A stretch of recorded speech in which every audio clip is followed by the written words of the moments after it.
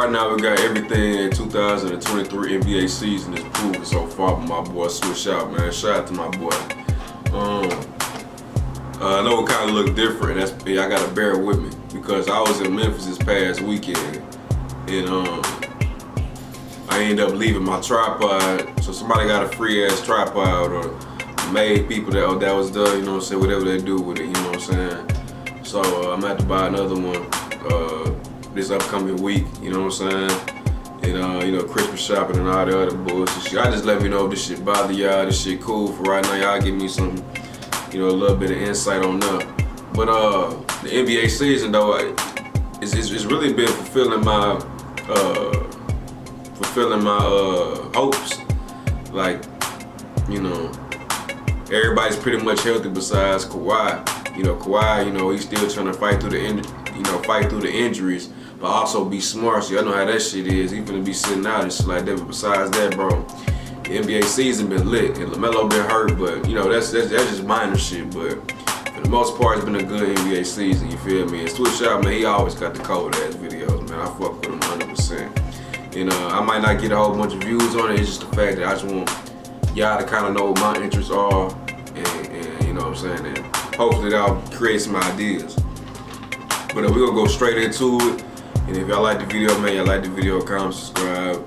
You know, yeah, that's about it, man. Let's go ahead and get into this shit, man. The grass is not always greener. Like, there's not a lot of guys in the NBA like JB. Like, so, or if you want to get rid of me, like, you know, not to toot my own horn, but I think I'm one of the best players.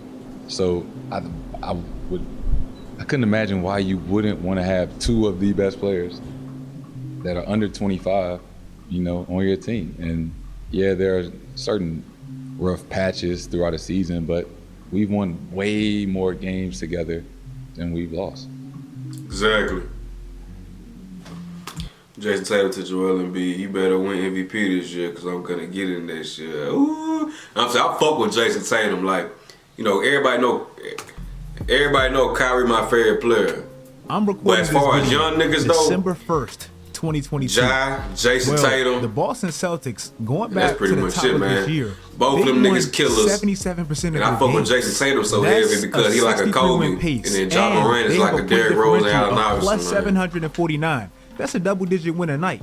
It's crazy because around this time last year, people were suggesting that this duo gets broken up. And even after the winning they've done, it still happens. And what Jason Tatum said, it was 1,000% right. This duo has won way more than they've lost at an extremely young age.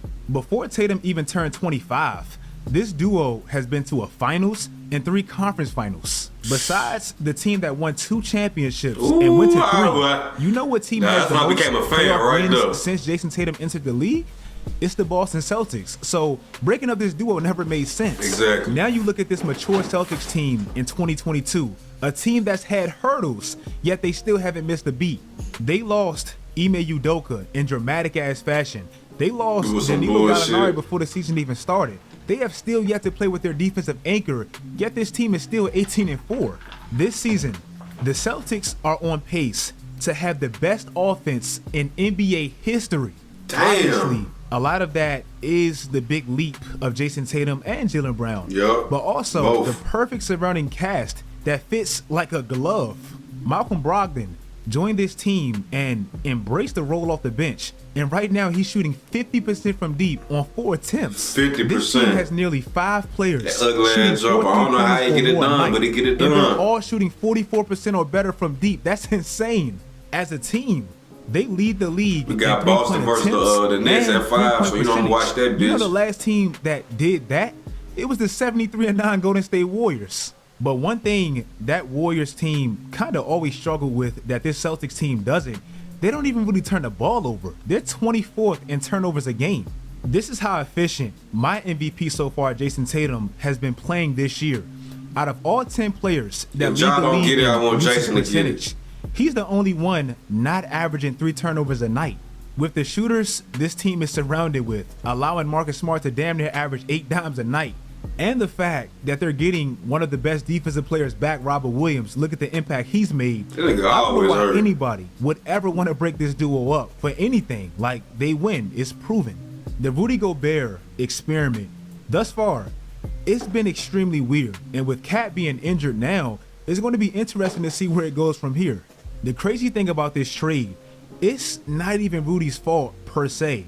When people call this trade historically bad, it's not that Rudy Gobert can't still have the impact that he had in Utah. It's the players and assets they lost for a player that can only produce so much. In this trade, they lost two big pieces that made them a lot of what they were last year. Jared Vanderbilt and Patrick Beverley. Last year, the two players with the highest defensive rating on their team was Jared Vanderbilt and Patrick Beverley. The player that was second for them last year in steals was Jared Vanderbilt. The player that was first for him last year in deflections was Jared Vanderbilt. It's the energy they brought and the little things Who they he played did with? I think he that played I with believe Minnesota is Nuggets or now something missing. like that. I know he's not He playing the played best for the now Nuggets. in LA, but last year, who led this team in charges drawn? It was Patrick Beverley. Oh, you already Last know year, that, besides doggy. their big three, who had the highest plus minus? It was Jared Vanderbilt and Patrick Beverley.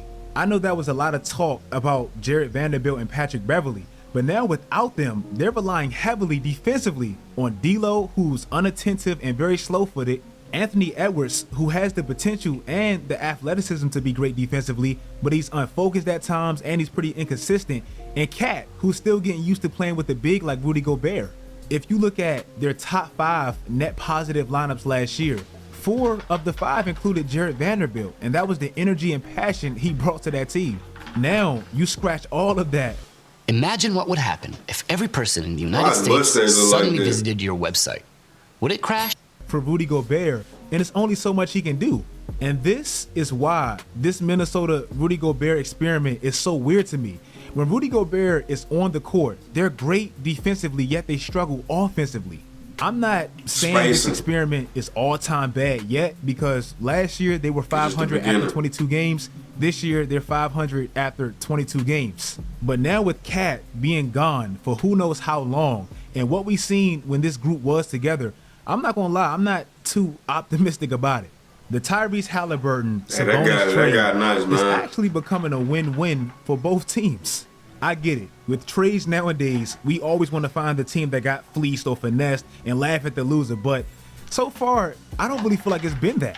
Tyrese Halliburton is becoming, if not is, the best young point guard in the NBA in a traditional sense. This man is 22 years old, and he's first in total assists with 33 more than Trae Young 55 and 2 less turnovers. games and 17 less turnovers. If you want to know how effective he is as a distributor within the flow of an offense, which is extremely rare, look at how much he has the ball compared to like Trae Young and Luka Doncic. It's insane. This year, this man had a 3-game stretch where he averaged 13 assists and didn't have a single turnover. Zero. Since he got traded. I know he was sad about leaving Sacramento, but since he got Fuck traded him. and went to Indiana, he leads the league in total assists Fuck over him. Trae Young. It is unreal for a 22-year-old to be first in total assists and like 27th, 28th in turnovers.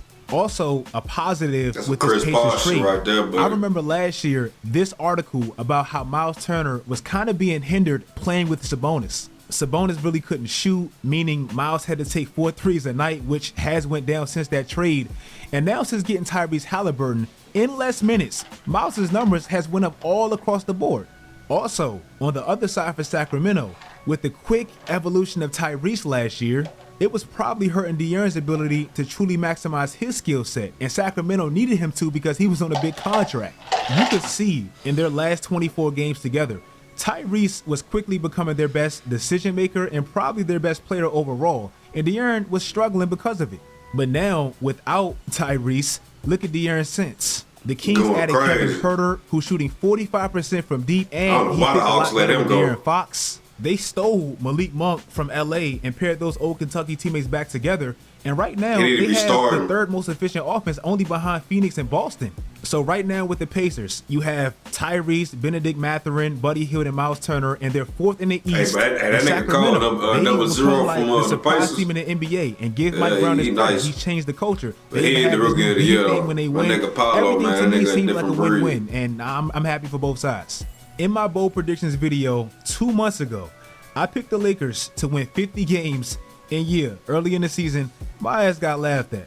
I'm not even making it seem like, oh, yeah, they're winning some games, so yeah, I told you so, because after a few losses early in the season, I was even questioning my own logic. But one thing I did say, I'm not saying they're going to win 50 games, whatever, I'm probably wrong on that. But one thing I did say that I'm seeing the impact of now, they missed what I now believe to be their best player, Anthony Davis, for half the season. I said, of course they'd be bad because 90% of the league would, especially their best player on both sides. And now Anthony Davis came back and he's playing the best basketball maybe of his LA life, and you can see the impact. Anthony Davis in 2022 is their best player. Anthony Davis in 2022 is their most important player. That's not a slight at LeBron. He should be. When LeBron went down against Sacramento and he missed like 5 games, look at what Anthony Davis has been doing since. What Vince Carter said the other day, I believe has a lot of truth to it. It took LeBron going down for Anthony Davis to unlock what he used to be in New Orleans. In those first 11 games, when Anthony Davis was still kind of deferring to LeBron, and LeBron was hurting them because he was missing a lot of shots, they were 2-9, and they had a point differential of -92, meaning they were losing by damn near 10 a night. Shit. When LeBron went out, AD I believe Anthony Davis' to, play ignited. You know, sometimes you just need a reality check, but that's what it sounds like. To Indiana, and now they have a point differential of +69. Sometimes all you need is a reality check, man. Anthony Davis is now the driving force of this Lakers team. Look at Lonnie Walker in the first 11 games prior to LeBron getting injured, and I know he's back now, but before he got injured, and look at him after he went out and when Anthony Davis started playing out of his mind. Austin Reeves, oh my God, the exact same thing. As soon as LeBron got hurt and Anthony Davis started playing great. But you know, LeBron is very ball dominant. Three-point shooting team. But if they're not going to be the best team shooting from deep, they have to at least combat that defensively. Well, we'll see if they can keep it up, man. You know, the Lakers, man, defensively, and a lot of that is because I'm a Laker boy, but I'm really a Kobe boy. But with Anthony Davis, I always they were got top a deep 10. Without him, they love were by for the Lakers, far the man. worst. I can't stand it when So they at this lose point and of when they their got career, talented and like I players on the said, floor. it should be this way. LeBron was playing great last year. They were still losing a lot of games. Anthony Davis is the cake, and LeBron is very important icing, but he's icing them. And lastly, the Orlando Magic 1,000% made the right choice. Around the draft, Woj had pretty much reported that the top. I ain't watched Paolo like that in college, but I played him when they played Arkansas and they played. I think they played Gonzaga, Oklahoma City, which he did. And Paolo, I'm like, I seen his size. I'm like, yeah, he need to be the number one pick, man, straight up. Everybody and picked Paolo, a player that didn't even work out in Florida for him. And right now, it's looking like the best choice they probably could have ever made. Paolo is averaging 23-7. Paolo has scored 20 or more in 11 out of his first 15 games. And he's clearly, as a rookie, a lot more NBA ready than Jabari Smith Jr. Right now, Jabari Smith looks raw. He can't really create his own shot, and he's not in a system that really implements him in an offense effectively. And clearly, he's not that life-changing piece for a franchise like I believe Paolo can be. I know it's early. Why you trying to play like KD? Shots off the dribble, where you kind of have to create something for yourself, which you would want your number one pick to be able to do. Jabari Smith is shooting 30%. Paolo is almost at 50%. In Paolo's first game, like he forcing that shit. You know what I'm saying? 30. He was the first rookie to score that much since Allen Iverson in '96. He was the first rookie to score 25 and 5 since LeBron. So it was pretty evident. So right now, a quarter into the season, Paolo looks like a player that's been here for about 3 years. And Jabari Smith looks like a 19-year-old playing against grown-ass men. If you guys like this video, like this video. If you... Man, shout out to Swish Out, man. If y'all fuck with these type of videos, man, I just like it. You know, help your boy get in the algorithm, you know what I'm saying? You know, it's always a purpose when it comes to putting out this content. And I'm going to rock with y'all on the next one, bro. I'm out of here.